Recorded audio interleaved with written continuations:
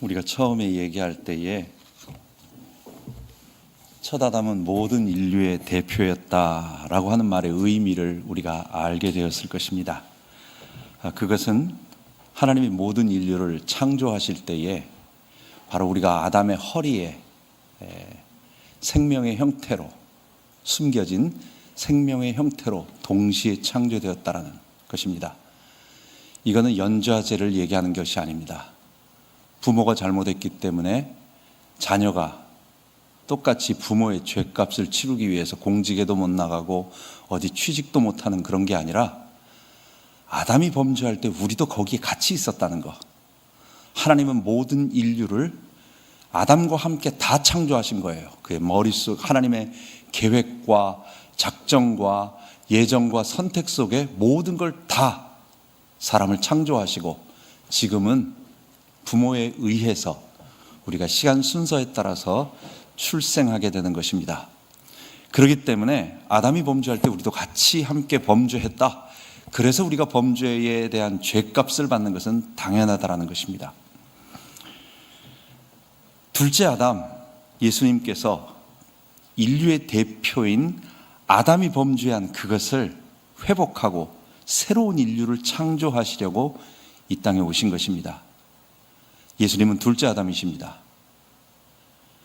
고린도전서 오늘 15장 45절에 보면 기록된 바 첫사람 아담은 산 영이 되었다 함과 같이 마지막 아담은 살려주는 영이 되었나니, 그러면서 첫사람 둘째 사람을 비교해서 예수님은 살려주는 영으로 오셨고, 그리고 첫째 아담은 그냥 살아있는 영으로 왔다라고 이야기를 하고 있습니다. 결국은 고린도전서 15장 22절에도 똑같이 얘기합니다. 아담 안에서 모든 사람이 죽은 것 같이 그리스도 안에서 모든 사람이 삶을, 생명을 얻으리로다. 그래서 아담 때문에 아담 안에서 아담과 함께 아담의 허리에 있던 우리가 아담과 함께 범죄해서 우리의 죄값을 치르기 때문에 우리는 사망의 형벌을 받게 되고 그 죄의 삭신, 사망이 우리에게 오게 되고, 그리고 우리가 죄로 오염되어서 전적 부패, 전적 무능력, 우리의 모든 지정의 어디 한 부분에 안타락된 곳이 없어요. 다 이 죄가 영향을 미쳐서 지적으로는 하나님을 전혀 알지도 못하고 감정적으로는 좋은 것, 바른 것을 봐도 그것을 바른 것으로 여겨지지 않고 나쁜 것, 내가 원하는 것을 받아들이고 싶어하는 감정을 갖게 되고, 의지는 우리의 지성과 우리의 감성이 정확하게 판단하는 것을 가지고 행동을 해야 되는데 그렇게 하지 않고 내 부패한 본성이 원하는 대로 하고 싶어하는 의지, 욕구, 소욕, 욕심, 그걸 가지게 된 거예요. 이러한 사람을 회복시키기 위하여, 새로운 인류로 만들어내기 위하여 하나님께서 둘째 아담으로 예수 그리스도를 보내주셨고, 아담 안에서 모든 사람이 죽은 것 같이 그리스도 안에서, 여러분 우리가 아담 안에 있었기 때문에 아담의 허리, 아담에 속한 사람이었기 때문에 죄인 되었지만 이제는 그리스도께 속한 자로 바뀌면, 그리스도 안으로 들어가면, 우리가 어떻게 사람 안으로 들어가겠어요? 성령 안에서. 제가 처음에 삼위일체 얘기했잖아요. 모든 것은 삼위일체에서 시작되는 것입니다. 하나님의 계획이 예수님으로 말미암아 예수님을 통하여 그리고 성령 안에서 온 우주를 감싸고 모든 사람까지 하나님께서 풍성하게 감싸시면서 그들을 갖다가 생명을 줄 때에는 성령 안에서 성령을 부어주심으로, 그래서 그리스도 안에서 성령 안에서 같은 말이에요. 왜냐? 보좌에 앉으신 예수님이 우리와 함께 하심으로 우리가 그리스도 안에 들어가고 우리가 성령 안에서 일하게 되는 것입니다. 예수님은 우리를 살려주시기 위하여 둘째 아담으로 이 땅에 오신 것입니다. 우리 예수님의 사역이 삼위일체에서 뭐라고 말했죠? 중보자셨습니다. 온 우주 만물을 창조하셨던 분이 누구라고요? 하나님의 계획, 물론 성부, 성자, 성령이 같이 하신 것입니다. 그래서 한 분 하나님이 하신 것입니다. 그러나 그 성삼위 하나님께서 하신 사역을 가만히 역할을 보면 성부 하나님이 계획을 가지고 계시고 성부 하나님의 계획과 작정 그대로 실행하신 분, 그분의 뜻대로 실제로 실행하신 분이 누구냐? 예수님이란 말이에요. 모세가 호렙산으로 올 때에 여호와 하나님이 모세를 보시고 내 발에 신을 벗으라. 그곳은 거룩한 곳이다. 그것을 보시고 그 하나님이 직접 말씀하신 분이 누구다? 그래서 예수님이에요. 구약에 나타나신 여호와 하나님은 성부 하나님만을 말하는 게 아니에요. 성부, 성자, 성령 하나님을 말하는 거예요. 그런데 그 중에서 실제로 여호와의 사자로 또는 실제로 사람에게 나타나서 우리에게 직접 뭔가 실행하신, 아버지의 뜻을 실행하신 분은 누구냐? 예수님이에요. 그래서 사람을 흙으로 만드시고 그 코에 생기를 불어넣으신 직접 창조자, 직접 실행자, 창조 대행자, 창조 중보자이신 분이 누구냐? 예수님이에요. 예수님이 자기가 자기가 만든 사람이 범죄함으로 그 범죄한 사람을 내버려 두지 않냐고, 자기가 창조한 사람을 타락하였기 때문에 자기가 구원하기 위하여 이 땅에 오신 것입니다. 예수님의 공생애는 둘째 아담으로서 에덴 동산에서 첫째 아담이 행해여야 했던 순종의 모습, 그것을 그대로 행한 것입니다. 여러분, 하나님은 삼위일체라고 말했지만, 하나님의 존재 방식은 성삼위일체라고 말했지만, 사람의 존재 방식은 뭐라고요? 하나님이 사람을 창조할 때 어떻게 창조하셨다고요? 흙으로 사람을 지으시고 사람의 영혼을 넣어주셨을 뿐만 아니라 사람만 유독 딱 하나 다른 동물에게 없이 하나님의 영을 부어주셔서, 그가 하나님을 육의 눈으로 보는 것이 아니라, 영이신 하나님을 육의 눈으로 보는 것이 아니라 영으로서, 성령으로서, 그래서 눈으로는 보이지 않지만 전혀 거부되어지지 않는, 의심되어지지 않는,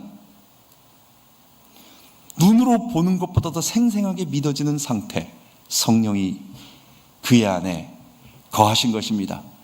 사람은 본래 하나님의 영에 의해서 이 땅에서 살아가도록 만들어진 존재로 창조되어졌는데, 이 하나님의 영이 우리를 떠나심으로 말미암아 우리가 하나님을 알지도 못하고, 또 그것뿐만 아니라 우리 몸이 전적으로 부패하였기 때문에 하나님이 하시는 말씀을 좋아하지도 않고 다 거부하고, 하나님이 이게 바르다라고 말했는데 바른 게 아니야, 내가 원하는 게 바른 거야 라고 거부하고 자기 주인 되어서 자기 중심적으로 살아가는 80억 인구가 전부 다 자기가 하나님 되어서 자기 종교 교주가 되어서 이 땅을 살아가는 것입니다.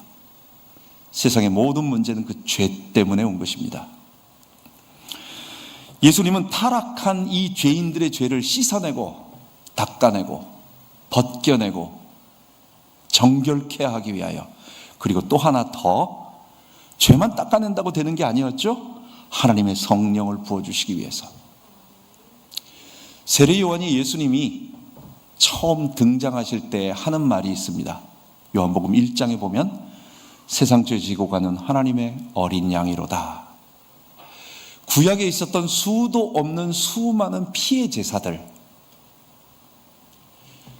하나님께서 노아 홍수 이후에 방주에서 나온 노아에게 다시 언약을 주십니다. 생육하고 번성하고 땅에 충만하라. 아담처럼 생육하는 축복을 주셨어요. 거기다 정복하고 다스리라는 말씀은 안 하셨습니다. 왜? 범죄 이후에 정복하고 다스리는 것은 칼로 죽이고 짓밟고 누르는 것이기 때문에, 범죄 이전에 에덴 동산에서 정복하고 다스리는 건 뭘까요? 에덴 동산을 지키고 유지하고 보호하고 관리하는 정도였어요. 하나님께 경탄, 찬양, 영광 돌리는 것이었어요. 그러나 범죄 이후에 정복하고 다스리는 건 뭐라고요? 죽이는 거예요. 칼로 다스리는 거예요. 하나님은 일단 노아가 아담처럼 육신의 자녀들을 많이 낳아서 이 땅에 사람을 번성시키는 것이 노아의 생명이라고 중요한 역할이라고 말하면서 한 가지를 얘기하십니다. 고기를 먹어도 된다. 육식을 허용하십니다. 물론 그 이전에 가인의 후손들은 아마 고기를 분명히 먹었을 거예요. 하나님이 먹지 말라 했어도 당연히 잡아먹었을 거예요, 그놈들은. 그런데 하나님께서는 이제 하나님의 사람들에게, 노아에게 육식을 해도 된다라고 하시면서 하나, 고기를 먹되 절대로 피채 먹지 말아라. 제사를 드려도 피채, 그 피를 조심하라는 거예요. 피. 레위기 제사를 한번 생각해 보면, 레위기 제사는 여러분 뭐 고기 기름 어디에 있는 콩팥에 있는 기름 띄어내고 무슨 뭐 넓적다리 어쩌고 다 태우고, 고기 태우는 게 제사의 본질이 아니에요. 그것은 사람에 따라서 어떨 때는 다 태울 수도 있고 어떨 때는 기름을 태울 수도 있고 뭐 그건 그렇게 중요하잖아요. 제사의 핵심은 뭐냐? 피에 있습니다. 피는 절대로 함부로 흘려서는 안 됩니다. 그래서 짐승을 죽이면 피를 무조건 받아요. 그래서 그 받은 피가 많을 때는 번제단 사면에 붓고, 작은 짐승일 때는 피를 뿌리고, 그것보다 더 작을 때는 피를 단 뿔에 바르고, 이거 태우는 거 아니에요. 이거 없애는 거 아니에요. 피는 굉장히 중요하기 때문에 함부로 하는 게 아니에요. 단 주변에 붓거나 뿌리거나 바르거나 해서 정확한 장소에다만 피를 없애게 하셨어요. 요세푸스의 기록에 따르면 6월절 어린 양을 잡는 그 예수님 당시에 6월절 날 25만 6,500마리의 양이 그 4인 가족 한 사람에게 위하여 그 많은 양과 수많은 짐승들이 그 6월절 절기에, 요세푸스가 있던 예수님 당시에요. 그 당시에 그렇게 죽임당하고 그 6월절 양으로 죽었대요. 여러분, 짐승 죽이는 거 상당히 기분 좋은 일이 아닙니다. 여러분, 우리 어른들, 우리 할머니 세대는 지금 같은 통닭이 어디 있습니까? 집에서 닭 잡아가지고 사람 아주 손님이 올 때 닭 잡았어요. 닭 모가지를 탁 비틀어가지고 이렇게 해서 잡아서 죽이려고 하는데 안 죽어요. 그게 굉장히 무서운 일이에요. 그게 닭 머리 이렇게 죽이는 거 그거 쉬운 일 아니에요. 그런데 창조 이후에 저희는 가죽 옷을 벗기는 그 하나님께서 여자의 후손 가죽 옷부터 피의 제사를 보여주셨다라고 우리 신학적으로 그렇게 알고 있고 우리는 그렇게 가르치고 있습니다. 창조 이후 범죄한 사건 이후부터 계속해서 짐승의 피를 하나님 앞에 제물로 고기를 태우고 피는 그렇게 조심스럽게 유지하면서 하라고 하는 그 모든 것은 뭐냐? 단 한 가지. 그게 바로 우리를 위하여 대속 제물로 오시는 예수님의 죽음, 그것을 기억하라는 것입니다. 절대로 자연적인 방식에 의해서는 그런 끔찍한 혐오스러운 제사를 만들어낼 수가 없어요. 의도적으로 누군가가 의도해서 말하지 않고는 떡 바치고 아주 재미있는 곡물 바치는 게 좋지, 피를 흘리는 피 냄새가 그게 그렇게 피 비린내가 좋은 게 아니거든요. 육체의 생명은 피에 있음이라 내가 이 피를 너희에게 주어 단에 뿌려 너희 죄를 속하게 하였나니 생명이 피에 있으므로 피가 죄를 속하느니라. 계시록 17장 레위기 17장 11절에 말하고 있습니다. 피를 가지고 하나님 앞에 나아가는 거예요. 레위기 16장에 보면 속죄일, 대속죄일, 욤키푸르라는 날이 있습니다. 그날에는 백성의 죄를 가지고 백성들의 죄를 전체를 속죄하기 위하여 대제사장이 자기의 죄를 위하여 수송아지와 먼저 자기 그 민족을 위하여 제사를 드리고 자기를 정결케 하고 그 다음에는 수송아지와 수염소의 피를 담아가지고 그 피를 가지고 들어가는 거예요. 1년에 한 번 성소 휘장을 열고 그 안에 들어가서 그 피를 그 주변에 뿌리면서 하나님 앞에 속죄의 제사를 드리는 것입니다. 이 모든 이상스러운, 이거는 정상적으로 그냥 자발적으로 만들어낸다면 너무 혐오스러운 일이에요. 왜 하나님께서 이런 이상한, 자연적으로 생기지 않는 그런 일들을 우리에게 약속하셨느냐? 육체의 생명은 피에 있음이라 내가 이 피를 너희에게 주어 단에 뿌려 너희 죄를 속하게 하였나니, 없애게 하였나니. 생명이 피에 있으므로 피가 죄를 속하느니라. 결국은 그게 뭐냐? 그리스도께서 오셔서 우리 죄를 위하여 대속한다는 얘기입니다. 예수님은 둘째 아담으로 오셨습니다. 첫 아담은 가장 좋은 환경, 최고의 환경, 어떤 것도 불편한 것이 없는 완전한 환경. 과일이 익었는데 그게 풋과일이겠어요? 최고의 당도의 풋과일이 아닌 최고의 당도의 과일, 하나도 벌레먹지 않은 완벽한 과일, 모든 것이 풍성한데도 단 한 번의 유혹에 넘어갔습니다. 내가 하나님처럼 되어. 하나님이 선악과 먹지 말라고 한 거는 하나님하고 친구 될까봐, 하나님과 같이 동창될까봐, 같은 수준급이 될까봐 하나님이 조금 마음이 안 좋아가지고 그런 거야 라고 피조물의 마음속에 감히 그런 마음 집어넣은 거예요. 아담의 범죄는 거기에서 온 것입니다. 그래서 가장 좋은 최상의 상태에 단 한 번 유혹에 넘어갔는데, 예수님은 40일 동안 금식하시고 온 곳이 광야, 빈들, 에레모스, 한적한 곳, 아무것도 없는 황무지 같은 곳에서 40일 동안 줄이신 것입니다. 사탄이 3번이나 공격합니다. 예수님에게 3번 공격한 것은 아담에게 선악과 시험한 것하고 똑같은 얘기예요. 돌로 떡을 만들어 먹어라. 예수님 뭐 만들어 먹으면 되는 거 아니에요? 신명기 8장에 보면 하나님께서 이스라엘 백성들에게 만나를 주신 이유가 있습니다. 다른 거는 다 얘기하지 않는데 매일매일 너의 식량은 내가 책임진다. 너희들 430년 동안 창조 이래부터 물이 콸콸콸콸 흘러나오는 나일강, 고센 땅이 그 나일 델타 삼각주 하류에 있습니다. 물이 철철 넘쳐요. 그냥 놔둬도 풀이 자라는 곳입니다. 목축 얼마든지 됩니다. 밀, 먹을 곡식 풍성합니다. 밖에 나가면 전부 먹을 거예요. 내가 가서 건져서, 내가 가서 집어서 먹는 거예요. 하나님 안 보이는 겁니다. 하나님은 광야 가는 40년 동안 다른 거는 괜찮은데 딱 하나, 너희들의 생명은 내가 주관한다. 너희가 스스로 너희 생명을 유지하고 보존하고, 너희 생명은 너희 혼자 독립되어 있는 것이 아니라 내가 너에게 먹을 거를 줘야 너의 생명은 내게 달려있다. 그걸 말씀하시는 거예요. 사탄이 예수님에게 하나님이 주는 거 먹지 말고 스스로 만들어 먹으라고, 하나님으로부터 분리되라고, 왜 그거 하나님 자꾸만 위에 뭐 자꾸만 시키는 대로 하려고 하냐고. 주체 좋아하지 않나요? 주체.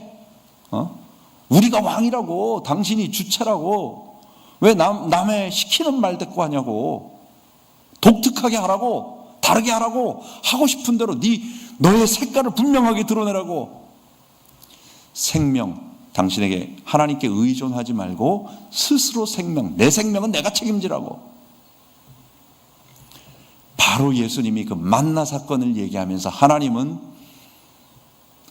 매일 아침마다 주는 거 먹고 그거 먹으면서 뭐 생각하는 거예요? 하나님, 내 생명은 내가 곡식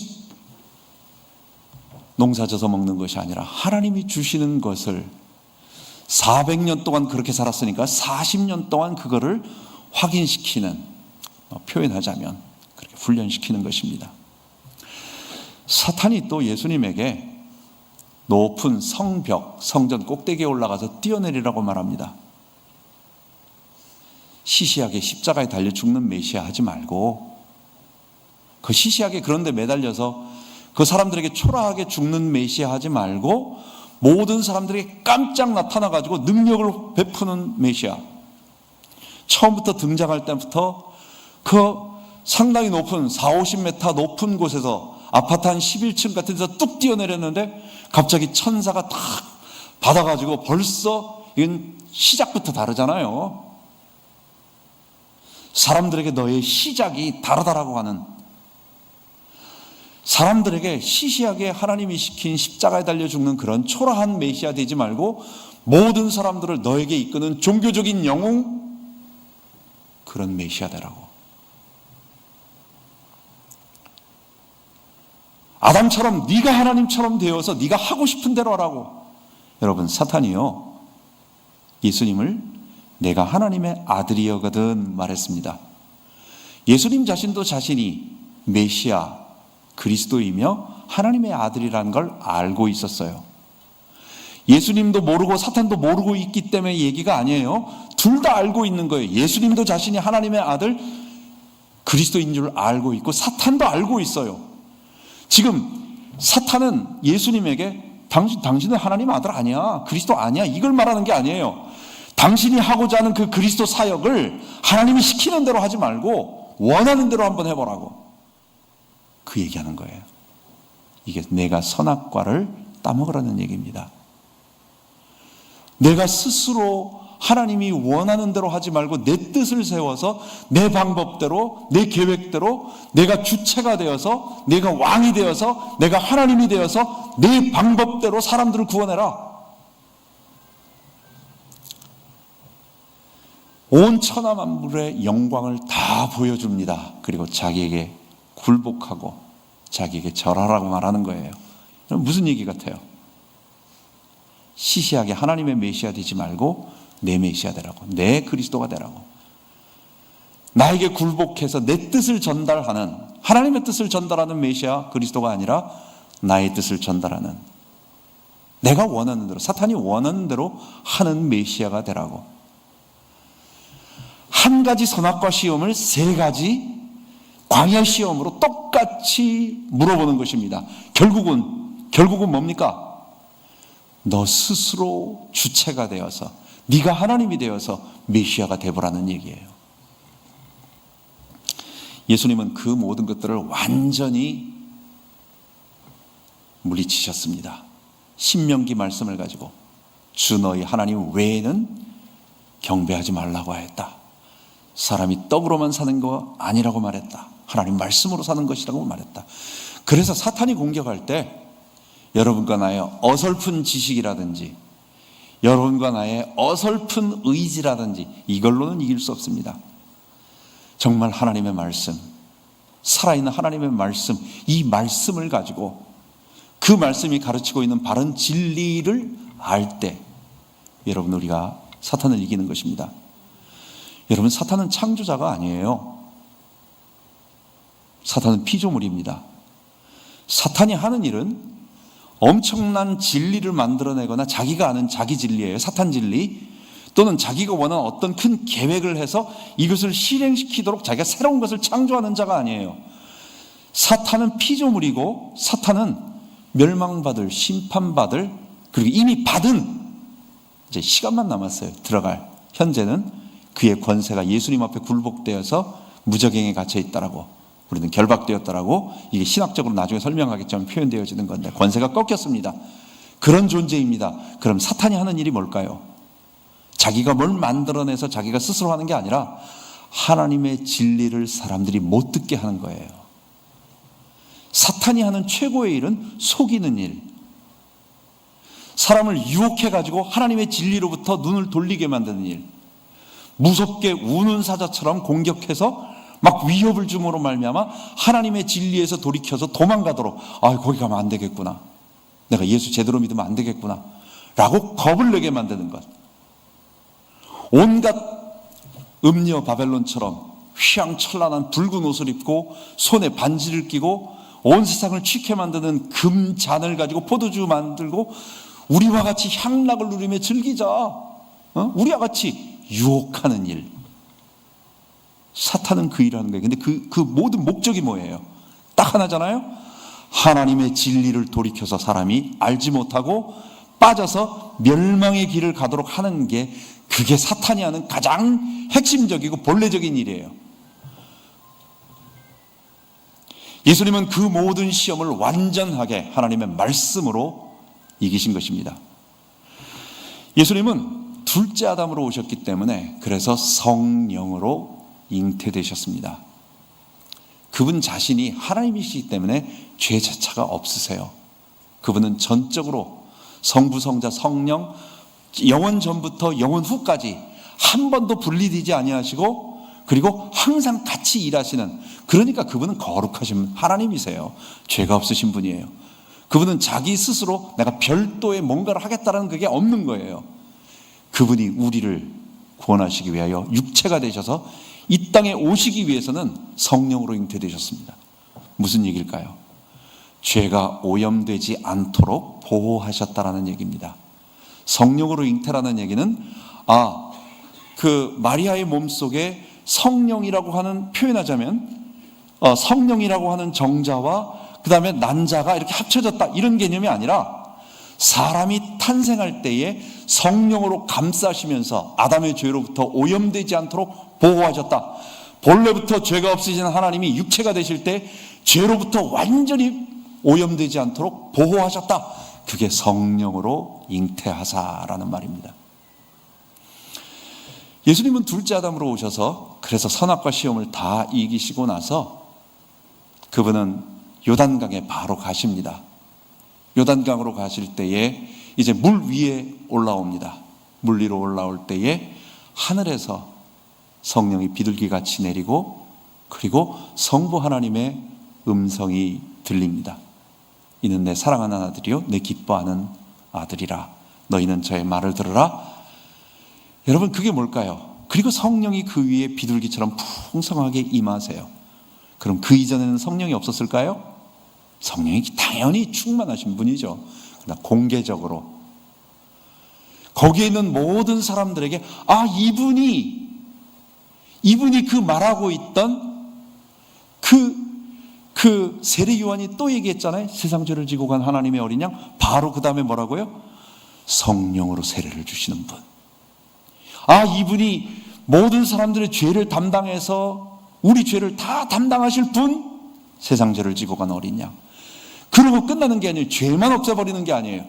다시 우리를 하나님과 하나 되도록 에덴 동산의 본래 모습, 그 코에 생기를 불어넣으신 그 살아있는 생명이 되도록 만드시는 그분, 그래서 우리에게 성령을 부어주시는 분이라는 거예요. 예수님은 태어날 때부터 본래 하나님이시고 죄가 없으시고 성령으로 잉태되어셔서 완전히 죄가 없도록 보호되시고, 그리고 모든 사람들에게 그분 원래 성령으로 충만하신 분이에요. 성삼위 하나님이시니까. 그런데 이분이 바로 너희들에게 성령을 부어줄 분이다.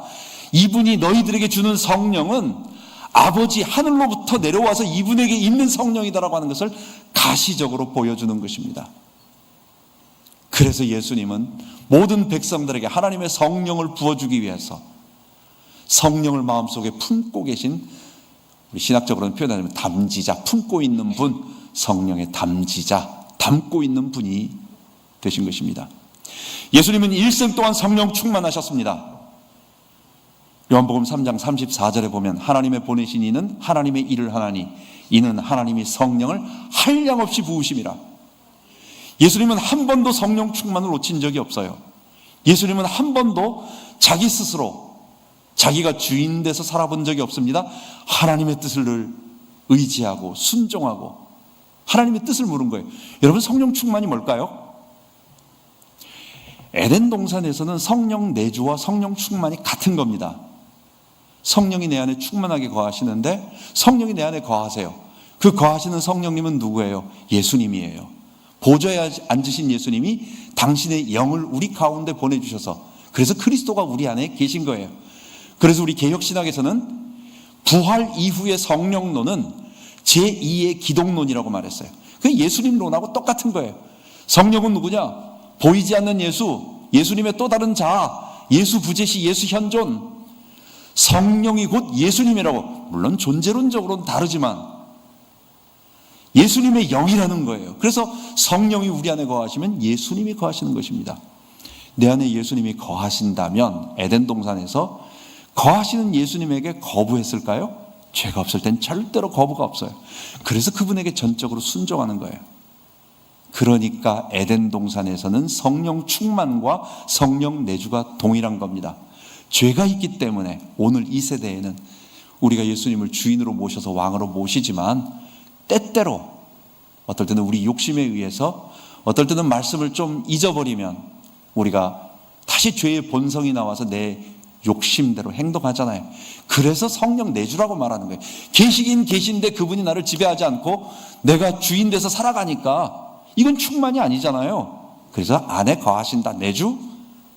그분이 나를 완전히 지배한다, 충만. 자, 성령 충만할 때 어떤 현상이 벌어질까요? 성령 충만은 다른 게 아닙니다. 엑스타시가 아닙니다. 물론 필요하면 내 있는 모든 이 감정적인 것이 너무 기쁘고 감사하고 감격하는 것, 하나님 만나면 당연히 그런 게 생겨요. 그런데 그게 본질이 아니에요. 성령은 우리로 하여금 하나님 앞에, 하나님의 뜻에 전적으로 엎드리고 굴복하게 만들어요. 우리가 누구라고요? 첫 시간이 제일 중요합니다. 그게 신학의 모든 첫 출발이에요. 우리는 대리통치자. 하나님은 우리를 대리통치자로, 주권적 청지기로 불렀어요. 주권적 청지기라고 하는 것은 누굽니까? 하나님의 뜻을 알아야 돼. 청지기는 자기 뜻을 실행하는 사람이 아니에요. 아버지의 뜻, 하나님의 뜻을 그대로 시행하는 사람이에요. 그렇기 때문에 육체, 바디를 가지고 있는 사람이 어떻게 영이신 분의 뜻을 아냐고. 모르잖아요. 보이지도 않는데. 그래서 알 수 있도록 성령을 부어주셔서 그 성령으로 말미암아 하나님과 연합되어 에덴 동산에서는 이걸 동행한다라고 말하는 거예요. 주님과 함께 동행하도록. 예수님은 이것을 그리스도 안에서 예수님과 합하여 내 안에 포도나무 비유처럼 너희가 내 안에 내가 너희 안에, 이건 마지막 시간에 얘기하겠습니다. 내 안으로 들어오라고 얘기합니다. 바울이 그것을 그리스도와 연합하여, 그리스도와 합하여라고 말하는 것입니다. 결국 성령을 통하여 우리가 하나님과 하나 되고 연합하고 교제하고, 우리가 주님 안으로 들어가면 우리가 신이 되는 건 아니에요. 우리는 최고의 피조물이 되는 것입니다. 가장 아름다운 본래 인간이 되는 것입니다. 여러분, 성령 충만하면 어떻게 돼요? 하나님의 뜻을 알게 돼요. 하나님의 뜻을 안다라고 하는 것이 지금 이 상황에서 우리가 이 땅에 살 때는 뭐예요? 모든 상황 속에서 하나님, 이게 어떤 게 하나님의 뜻일까요? 제가 지금 이거 하는 게 하나님 원하시는 일이에요? 아니에요? 제가 지금 이 일하는 게 하나님의 뜻입니까? 아닙니까? 라고 하는 그 부분들의 모든 것들을 아버지께 맡기는 거예요. 전도와 선교만 해야 된다, 그게 하나님의 뜻이다, 이런 개념이 아니에요. 그거는 포괄적인 마지막 모든 것을 다 합쳐서 그냥 그렇게 말하면 돼요. 우리의 생 자체의 목표가 그거다. 그러나 내 삶에서 오늘 내가 이 사람하고 얘기해야 되는데 나는 기분이 나빠서 이 사람에게 이렇게 말하고 싶은데, 하나님, 성령님, 아버지, 하나님의 뜻은 정말 뭡니까? 하나님 정말 무슨 뜻이에요? 제가 이 사람에게 이 말을 해줄까요? 아니면 내가 여기서 이런 일을 할까요? 말까요?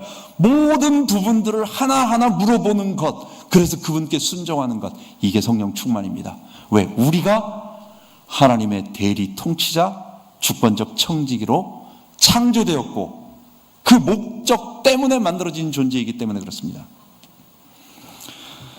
예수님은 성령으로 충만하셔서 늘 그래서 아버지의 뜻을 구했습니다. 한 번도 자기 뜻을 세운 적이 없습니다. 예수님이 왜 하나님의 뜻을 모르겠어요? 그분이 성삼위 하나님이신데, 그렇잖아요? 그렇지만 제자들에게 모범이 되기 위하여 꼭 중요한 일을 앞두고는 언제나 일부러 나 가고 나서 항상 이렇게 해야 되는 거다라고 하는 것을 보여주기 위하여 일부러 새벽에 혼자 이명 밤늦게까지 기도하시면서 제자들을 선택하실 때도 왜 모르시겠어요? 이미 다 그분 창조 주시면서 아버지의 뜻을 전적으로 다 하시는 분인데, 아버지의 창조 계획과 사람의 선택과 예정과 작정을 다 하시는 분인데 왜 그러셨을까요? 어떻게든지 아버지의 뜻을 순종하는 모습을 보여주시기 위하여. 그렇게 기도 안 하면 예수님이 하나님의 뜻을 모르는 게 아니라 알지만 우리 모두를 위하여 주님께서 모범이 되어 주신 것입니다. 예수님의 기도는 전적으로 하나님의 뜻을 알기 위하여. 그게 바로 성령 충만이에요. 예수님이 기도하실 때에 제자들에게 가르쳐 준 것이 있습니다. 세례 요한이 기도를 가르쳐 줬는데 우리도 기도를 가르쳐 주십시오 라고 예수님에게 물어봤잖아요. 예수님이 주기도를 가르쳐 주십니다. 뭐 이것 달라 저것 달라 하지 말고 핵심이 뭘까요? 하늘에 계신 우리 아버지, 하나님을 아버지래요. 이건 놀라운 일입니다. 만왕의 왕, 만주의 주, 온 우주를 통치하시는 그 전능의 아버지, 창조주를 우리 아버지라고. 우리는 예수님을 통해서 하나님을 아버지로 부르게 된 사람들입니다. 그분에게 뭐라고 기도하느냐? 이건 아버지께 기도하는 거다. 우리의 아버지다. 그 다음에 딱 하는 말이 나라가 임하옵시며 뜻이 하늘에서 이루어진 것 같이 땅에서도 이루어지이다예요. 이게 주기도, 예수님이 늘상 하시는 기도예요. 나라가 뭡니까? 하나님이 통치하는 나라, 하나님의 통치, 하나님의 뜻이 시행되는 거예요. 나라, 그 나라는 뭐냐? 하나님의 뜻이 시행되는 나라. 제자들에게 기도할 때 그거 하나만 기도하라고 말합니다. 모든 삶에서 그거 기도하라고 말하는 것입니다. 그리고 나서 필요한 거, 우리의 죄 문제, 일용할 양식, 악한 자와 싸우는 거, 여러 가지 거, 그거는 우리들에게 살아가면서 필요한 것이고, 결국 우리가 기도할 거, 성령 충만은 아버지의 뜻이 무엇입니까? 기도가 바로 아버지의 뜻을 구하는 성령 충만 받는 법을 예수님이 일생 동안 보여주신 것입니다. 예수님은 이제 겟세마네 동산에서 기도하실 때에도 예수님도 뜻이 왜 없겠습니까? 자기 계획을 세울 수가 있어요. 그러나 내 뜻대로 마옵시고, 내 뜻은 안 받는 것, 십자가에 달려 죽지 않는 것, 이 고통의 잔, 고난의 잔을 안 받는 것, 이게 내 뜻입니다. 정말 이건 고통스럽습니다. 물론 예수님의 육체적인 고통도 있지만 예수님은 성자 제2위격 하나님이세요.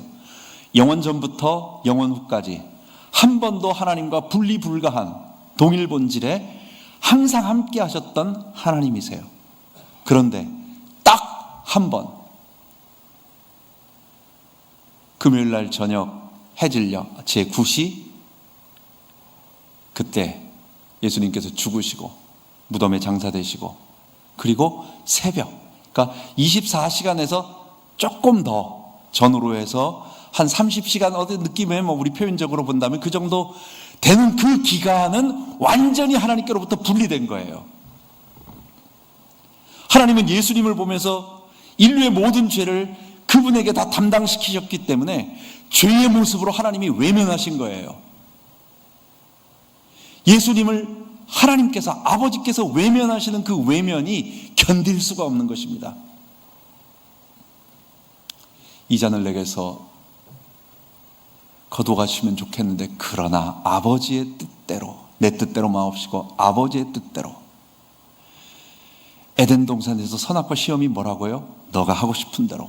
그러나 예수님은 내 뜻이 아니라 아버지의 뜻대로 처음부터 죄가 없게 보존되시고, 또 그분 자체가 성령을 품으심으로 우리에게 파송자가 되기 위한 준비자가 되어주시고, 공식적인 그분이 그리스도로서 사람들에게 공포되시고, 일생 동안 성령에 충만해서 하나님의 뜻에 순종하시고, 기도로 늘 모범 보여주시고, 어려운 또 일이 있을 때마다 계속 기도하시고, 그리고 마지막에는 죽기까지 십자가에 복종하신 것입니다.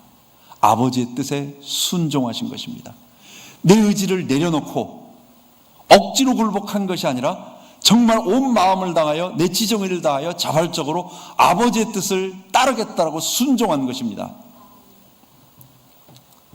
그때에 하나님께서 그를 빌립보서 2장에 말하는 것처럼 그를 지극히 높여 모든 이름 위에 뛰어나게 하시고, 하늘에 있는 자들과 땅에 있는 자들과 땅 아래에 있는 자들 모두까지, 땅 아래 사람이 있다는 얘기는 아니고, 있다고 한다면 모든 만물 전체, 모든 우주 전체, 모든 피조물 전부가 그를 주님이라고, 그리스도라고. 그리스도는 누구예요? 십자가에 못 박혀 우리 죄를 용서하시는 대속제물로 죽으신 분, 그리스도는 그 의미입니다. 십자가의 의미입니다. 그리스도 말할 때는 반드시 십자가 대속 사건을 얘기하는 거예요. 세상 사람들은 자기가 왕이 되어서 이스라엘을 구원할 메시아를 기다렸지만 베드로조차도 또 엠마오로 가는 두 제자조차도 심지어 11제자, 10제자 모두 다 이스라엘을 회복시킨다는 단어가 유태인들의 나라를 회복시키는 육신적인 메시아를 기다렸는데 십자가에 달린 메시아는 그런 메시아가 아니다. 우리 예수님은 그런 메시아 그리스도가 아니다. 왕, 선지자, 제사장 그런 개념이 아니다. 뭐라고요? 십자가에 달려서 내 죄를 위하여 대속제물로 죽으시고 아담의 모든 원죄, 그 죄 때문에 우리 속에 있는 부패한 본성, 이것을 없애고 제거하고 그리고 성령을 부어주심으로 말미암아 우리를 새롭게 만드시는 메시아. 그래서 십자가는, 그리스도는 십자가를 의미하고, 그리고 부활해서 하나님 보좌 우편에 앉으신 분은 누구냐? 우리에게 성령을 보내주시는 분이십니다. 예수님께서 그래서 자기 몸을 찢으셔서, 십자가에서 찢으셔서, 이게 우리 서철원 교수가 늘 하는 말인데, 예수님이 십자가에 달려 죽으시고 자기 몸을 찢으시니까 자기 속에 있던 뭐가 나오는 거예요? 표현하자면입니다. 성령이 나오는 것입니다. 자기 몸을 깨트려서 성령을 우리에게 부어주시는 것입니다. 예수님의 십자가 때문에 성령이 오는 거예요. 여러분, 십자가에만 머무르면 안 됩니다. 우리가 나아가는 것이, 제가 1부 시간에 무슨 얘기를 2부 예배 때 뭔 말씀을 드렸습니까? 우리는 하나님 나라 구원을 받는 겁니다. 하나님의 백성이 되는 거예요. 하나님이 우리 왕이 되주시고 우리가 그분께 순종하는, 우리가 백성, 거룩한 백성으로서 아담처럼 본래 인간으로서 하나님의 대리 통치자로서 하나님의 피조 세계에 들어가서 아름답게 하나님께 영광을 돌리는 그 일을 하는, 그것 때문에 우리가 사는 존재, 그걸 회복하는 겁니다. 근데 그걸 회복하지 못하는 이유가 뭐라고요? 딱 두 가지. 내가 아담으로서 아담의 허리에 있을 때 내가 아담과 함께 범죄한 그것에 대한 죄의 책임, 죄의 형벌이 남아 있습니다. 그게 정령 죽으리라고 하는 사망입니다. 그래서 모든 사람은 반드시 죽습니다. 아무리 죄가 없다고 해도 죽어요. 이 죽음, 이 땅에 있는 수많은 장례식장들에서 벌어지고 있는 수많은 일들은 다 뭘 얘기한다? 그게 사람이 죄인이라고 하는, 죄 때문에 죽는다라고 하는 것을 얘기합니다. 첫 번째, 이 육체의 죽음을 막을 수가 없습니다. 영적인 죽음과 함께.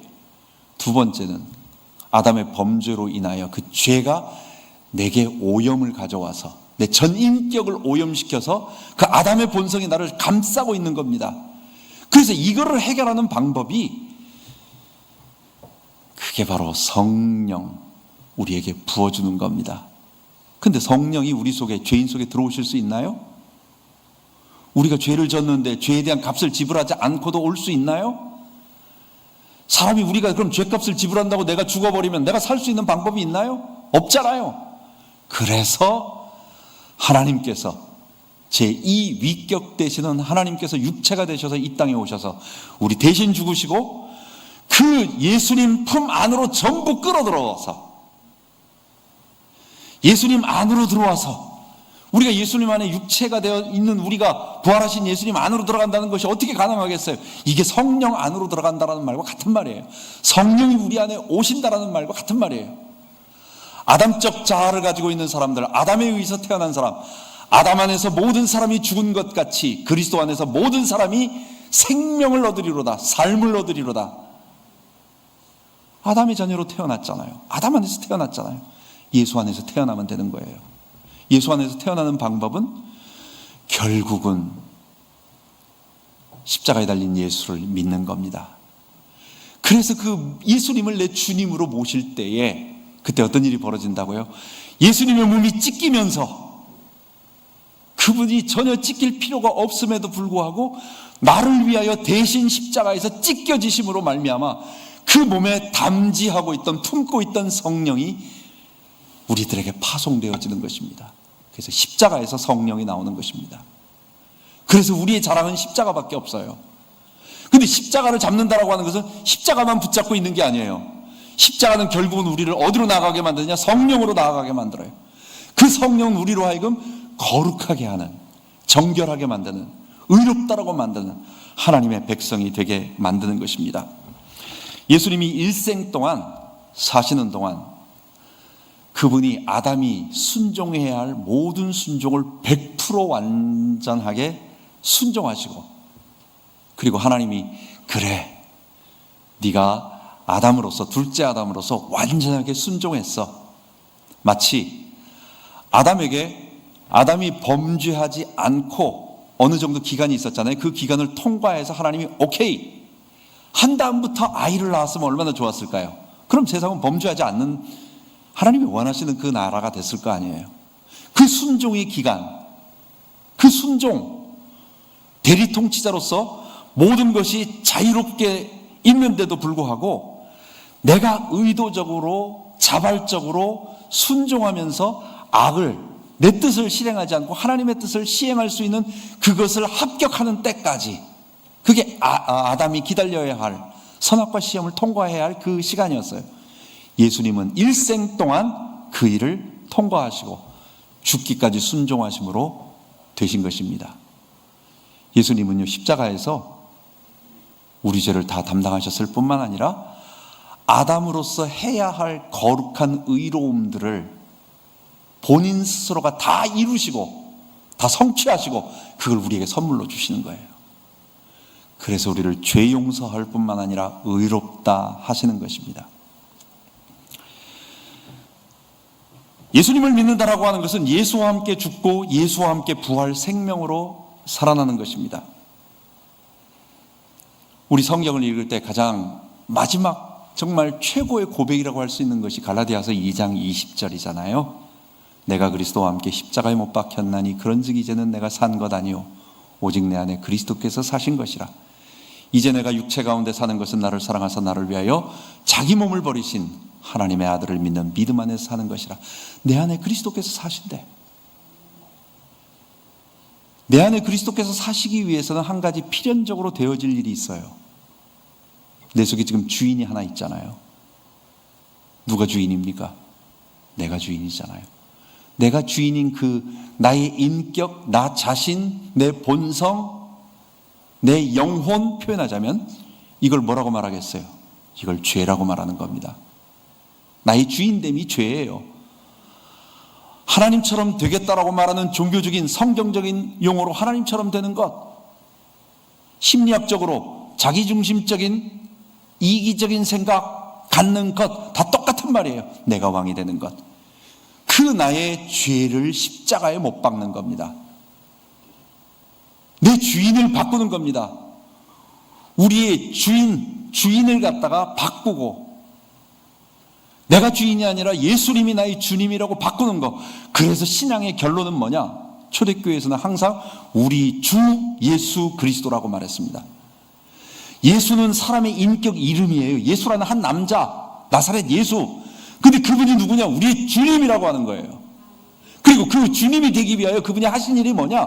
십자가에서 내 죄를 담당하시기 위하여 자기의 모든 피와 살을 찢으시고 피를 쏟아내신 분. 그래서 결국은 우리의 주님이라고 하는 거예요. 십자가에 못 박혀야 내 주인이 바뀌는 겁니다. 내가 바꾸고 싶습니다. 오늘부터 바꿀게요. 오늘자로 날 바꿉니다.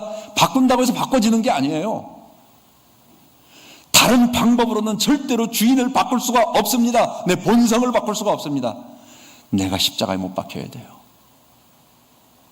다음 시간에 다음 강의에 얘기하겠지만 성령이 오셔서 하시는 일이 내가 주인이 되어 살아온 것이 엄청난 죄구나라고 하는 걸 깨닫게 만드는 것입니다.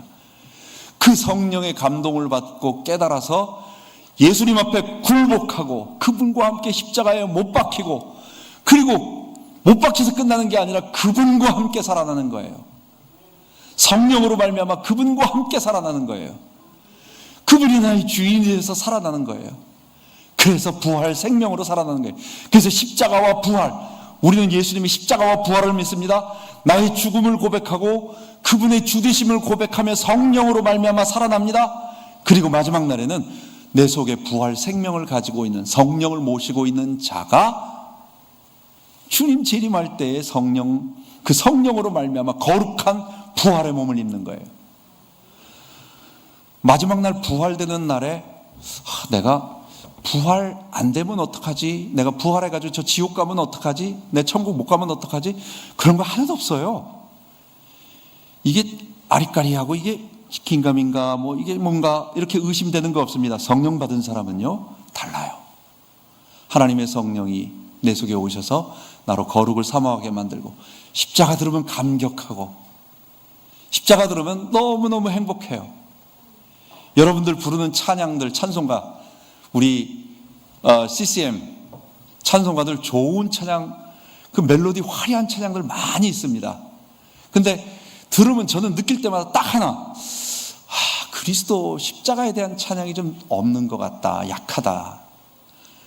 프레이즈 더 로드, 뭐 찬양합니다, 경배합니다, 주님 왕이십니다, 계속 로드 프레이즈 하지만 그분이 왜 프레이즈 받아야 되냐고요. 그분이 하신 일이 뭐냐고요. 우리의 찬양과 경배를 받으실 가장 놀라운 일은 그분이 우리를 위하여 사랑을 베풀어 주셨는데 그 사랑이 십자가에 나타난 것입니다. 그래서 여러분, 찬양 중에 최고의 찬양은 우리가 부를 때마다, 이거는 뭐 그렇다라고 어디 써 있는 게 아니라 모든 성도들이 공감하는 거, 십자가 찬양 듣고 십자가에서 주님이 날 위해 죽으신 그 사랑을 듣게 되면 감격하게 되어 있어요.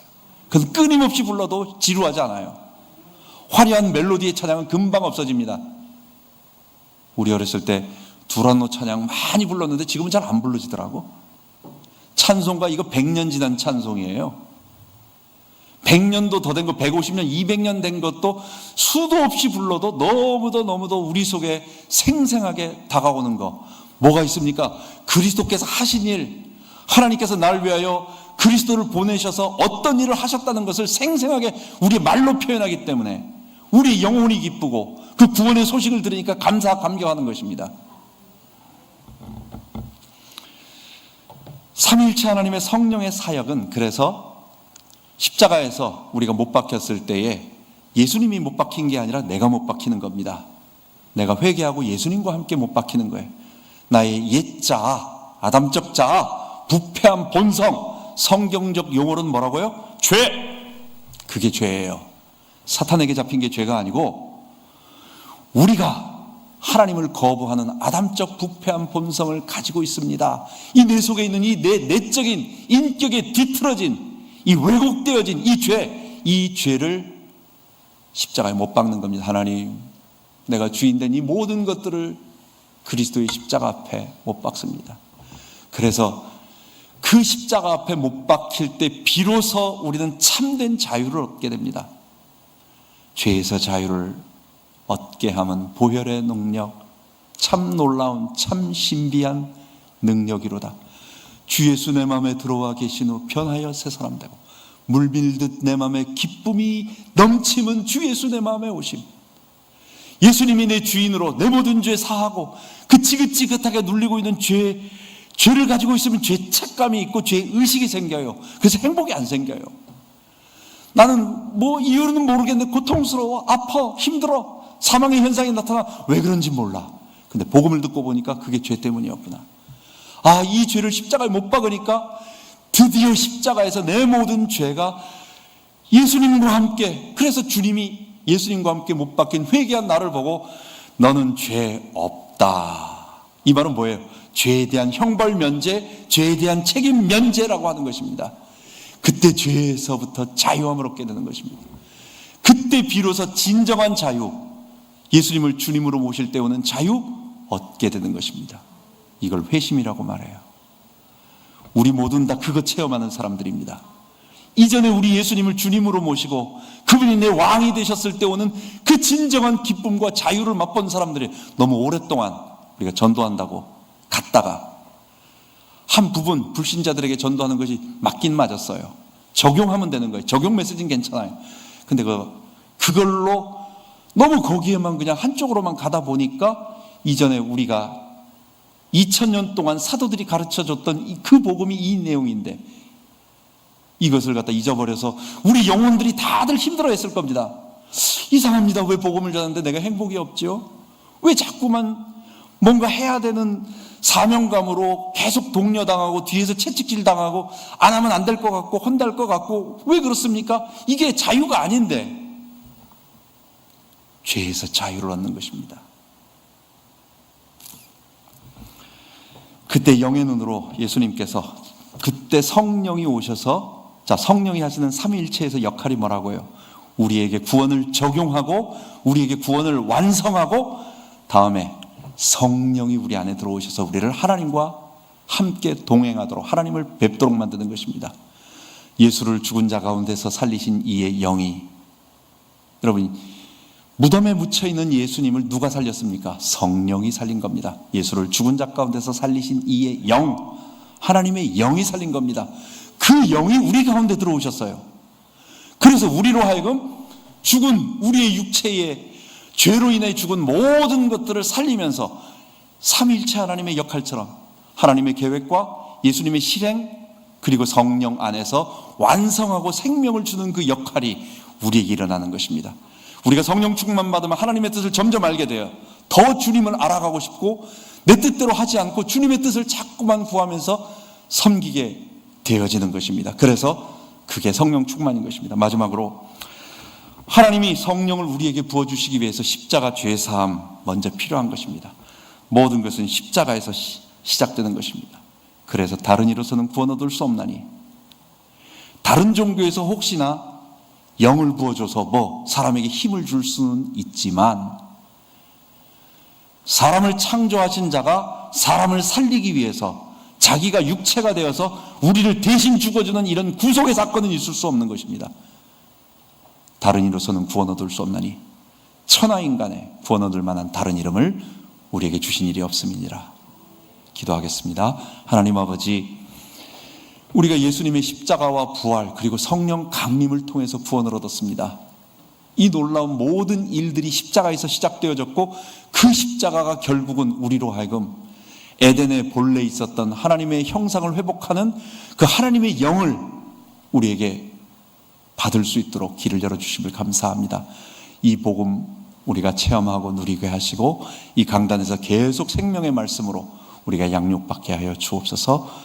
우리 주 예수 그리스도 이름으로 기도하옵나이다. 아멘.